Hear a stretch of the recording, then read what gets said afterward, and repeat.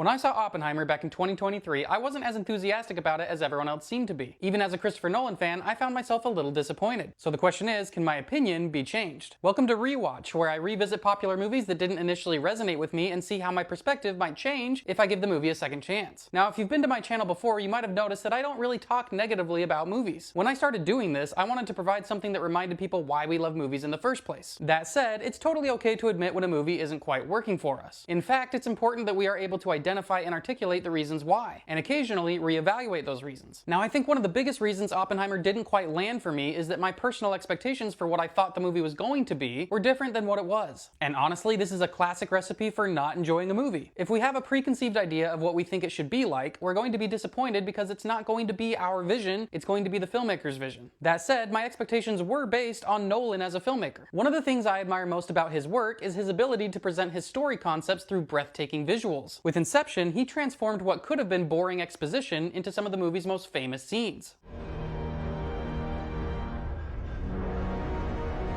In Interstellar, Cooper's determination to find solutions to impossible problems is represented with the incredible docking sequence. Cooper, what are you doing? Docking.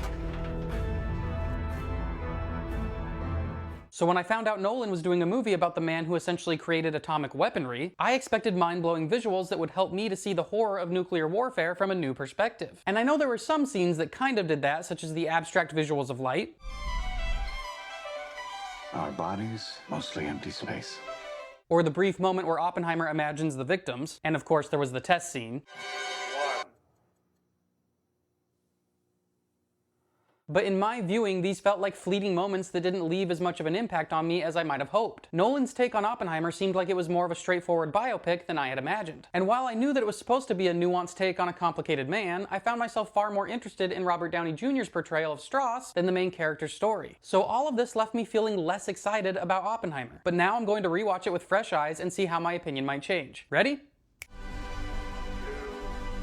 Okay, I just watched it and I liked it a lot more this time. It all came back to me as I was watching it, but I was way more invested this time and I felt like I understood what it was trying to convey. Honestly, sometimes we just need to be in a different headspace or in a different mood. On the technical side, I will say I watched with subtitles and I really do think it helped me track the story better. I benefit from subtitles in a lot of movies, but especially in Nolan's movies for two reasons. He often delivers exposition in quick bits of dialogue that can be hard to follow. And in Oppenheimer, the plot heavily revolves around a large group of specific people. So the subtitles definitely help me to track names and relationships. The other reason Nolan has directly acknowledged, he does not prioritize dialogue in his sound mixing. He thinks other things are more important to convey the tone and impact of a scene, but sometimes it makes the dialogue hard to hear. Another thing Nolan does here that I actually really liked this time, but I think maybe confused me the first time, is he uses a different color palette to establish perspective. When we're in black and white, we're tracking the story from Strauss's perspective. When it's in color, it's Oppenheimer's perspective. This doesn't sound too complicated, but the reason I think it tripped me up is because filmmakers have been using color shifts to signal time jumps for a long time. A flashback might be in black and white. Nolan has even done that in Memento. And in classic Nolan style, Oppenheimer is not told in a linear fashion. The movie jumps all around the timeline of the story. But the color palette change does not signal different moments in the timeline. The scene that makes that really clear is when Strauss and Oppenheimer both attend an advisory committee meeting. We still don't know if a hydrogen bomb's technically feasible. Right, my understanding is that Teller proposed it. And we see it both in black and white and color at different points. But the real reason I think the movie resonated with me much more this time is the same reason I said earlier. I think I brought specific expectations into the movie that were not met. And when I watched it with more of a blank slate, I was able to see what the movie was really trying to do. And it's really interesting how with that understanding, it heightened all the aspects of the movie. This time I noticed how beautiful the cinematography was more than the first time. The music also stood out more. I noticed how early on the music is used to illustrate how Oppenheimer interacts with science. Can you hear the music, Robert?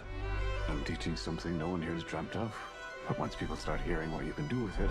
It's the way a musician interacts with music. They see parts and make something new and whole out of those parts. And as the audience, we may not understand all the details, but we understand the result. And I'd experienced all of these elements the first time I watched it, but the way they operated in the story was only really clear to me the second time. I had wanted a more visual depiction of the horror of nuclear weaponry, but Nolan chose to deliver that horror through characters instead. The movie is almost like a merry-go-round. At the center of it is Oppenheimer and Strauss. But there's this constant rotation of other characters that we bounce back and forth between, and it allows us to see those two characters from many perspectives. I know J. Robert Oppenheimer, if he could do it all over, he'd do it all the same. Oppenheimer and Strauss aren't just political enemies, they represented two different ideas on how to live in a world where man-made weapons destroying the world had become a very real possibility. The movie definitely positions Strauss as a manipulative villain by the end, but I wouldn't say it portrays Oppenheimer as a total hero either. It is sympathetic to him, but the final scene leaves an ambiguity as Oppenheimer indicts himself, with the statement that he may have started a chain reaction that will destroy the world.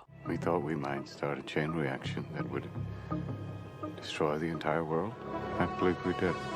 And then it leaves us as the audience to think about that concept and the people that helped to make it a reality. So I did a pretty solid 180 on this movie. I didn't hate it the first time, but I was not a huge fan. And now I feel like I get it. This may not always happen to us. Sometimes a movie just doesn't resonate with us, and that's okay. I still think it's important that we use critical thinking to try and understand why, so we're not just saying stuff like the movie was dumb, because that's dumb. And then again, you can always change your mind. Maybe you saw the movie in a theater where someone was talking. Maybe your soda was flat or the seat recliner wasn't working. Maybe you'd gotten bad news that day and you just were in a bad mood, who knows? Or maybe your life experience between the first time you saw something and the second time has given you a better perspective to access the story. There are a lot of movies out there that might just be worth a rewatch.